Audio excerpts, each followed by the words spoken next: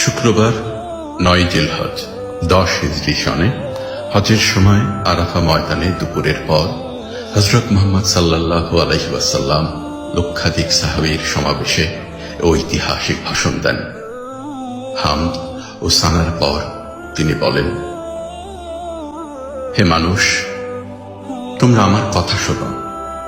এরপর এই স্থানে তোমাদের সাথে আর একত্রিত হতে পারবো কিনা জানি না। হে মানুষ, আল্লাহ বলেন, হে মানব জাতি, তোমাদেরকে আমি এক পুরুষ ও এক নারী থেকে সৃষ্টি করেছি এবং তোমাদেরকে সমাজ ও গোত্রে ভাগ করে দিয়েছি যেন তোমরা পরস্পরের পরিচয় জানতে পারো। অতএব শুনে রাখো, মানুষে মানুষে কোনো ভেদাভেদ নেই। আরবের উপর কোনো অনারবের অথবা অনারবের উপর কোনো আরবের শ্রেষ্ঠত্ব নেই, তেমনি সাদার উপর কালোর বা কালোর উপর সাদার কোনো শ্রেষ্ঠত্ব নেই। তোমাদের মধ্যে সেই ব্যক্তি আল্লাহর কাছে সবচেয়ে বেশি সম্মান ও মর্যাদার অধিকারী যে আল্লাহকে ভালোবাসে। হে মানুষ, শুনে রাখো, অন্ধকার যুগের সকল বিষয় ও প্রথা আজ থেকে বিলুপ্ত হলো। জাহিলি যুগের রক্তের দাবিও রহিত করা হলো। হে মানুষ, শুনে রাখো, অপরাধের দায়িত্ব কেবল অপরাধীর উপরই বর্তায়। পিতা তার পুত্রের জন্যে আর পুত্র তার পিতার অপরাধের জন্য দায়ী নয়। হে মানুষ, তোমাদের রক্ত, তোমাদের সম্মান, তোমাদের সম্পদ পরস্পরের জন্য চিরস্থায়ীভাবে হারাম অর্থাৎ পবিত্র ও নিরাপদ করা হলো। যেমন আজকের এই মাস, এই শহর সকলের জন্য পবিত্র ও নিরাপদ। হে মানুষ, তোমরা ঈর্ষা ও হিংসা বিদ্বেষ থেকে দূরে থাকবে। ঈর্ষা ও হিংসা মানুষের সকল সদ্গুণকে ধ্বংস করে। হে মানুষ, নারীদের সম্পর্কে আমি তোমাদের সতর্ক করে দিচ্ছি, তাদের সাথে নিষ্ঠুর আচরণ করো না। তাদের উপর যেমন তোমাদের অধিকার রয়েছে, তেমনি তোমাদের উপর তাদেরও অধিকার রয়েছে। সুতরাং তাদের কল্যাণের দিকে সব সময় খেয়াল রেখো। হে মানুষ, অধীনস্থদের সম্পর্কে সতর্ক হও। তোমরা নিজেরা যা খাবে তাদেরও তা খাওয়াবে, নিজেরা যা পরবে তাদেরও তা পরাবে। শ্রমিকের শরীরের ঘাম শুকানোর আগেই তার মজুরি পরিশোধ করবে। হে মানুষ, বিশ্বাসী সেই ব্যক্তি যার হাত ও মুখ থেকে অন্যের সম্মান, ধন ও প্রাণ নিরাপদ।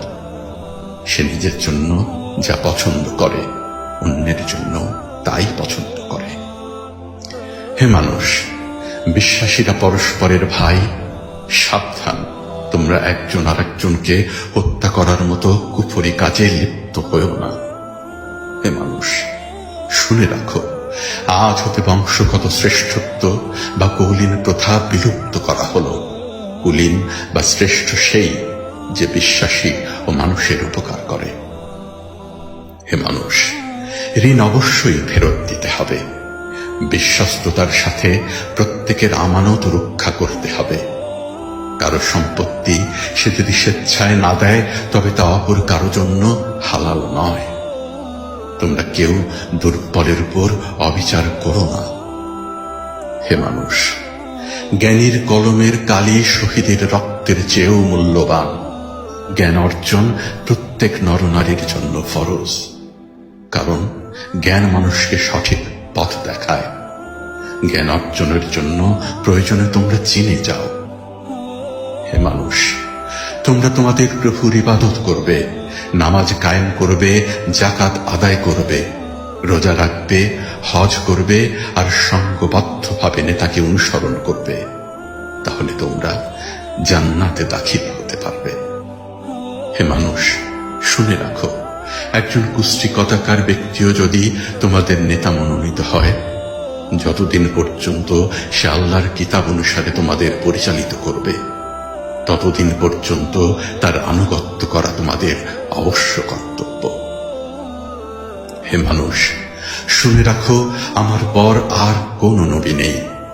হে মানুষ, আমি তোমাদের কাছে দুটি আলোকবর্তিকা রেখে যাচ্ছি। যতদিন তোমরা এ দুটো অনুসরণ করবে ততদিন তোমরা সত্য পথে থাকবে। এর একটি হলো আল্লাহর কিতাব, দ্বিতীয়টি হলো আমার জীবন দৃষ্টান্ত। হে মানুষ, তোমরা কখনোই ধর্ম নিয়ে বাড়াবাড়ি করো না, কারণ অতীতে বহু জাতি ধর্ম নিয়ে বাড়াবাড়ির কারণে ধ্বংস হয়ে গেছে। হে মানুষ, প্রত্যেককেই শেষ বিচারের দিনে সকল কাজের হিসাব দিতে হবে, অতএব সাবধান হও। হে মানুষ, তোমরা যারা এখানে হাজির আছো, আমার এই বাণীকে সবার কাছে পৌঁছে দিও। এরপর তিনি জনতার উদ্দেশ্যে জিজ্ঞাসা করলেন, হে মানুষ, আমি কি তোমাদের কাছে আল্লাহর বাণী পৌঁছে দিয়েছি? সকলে সমস্যার জবাব দিল, হ্যাঁ। এরপর নবীজি সাল্লাল্লাহু আলাইহি ওয়াসাল্লাম বললেন, হে আল্লাহ, তুমি সাক্ষী থাকো, আমি আমার সকল দায়িত্ব পালন করেছি। আমিন।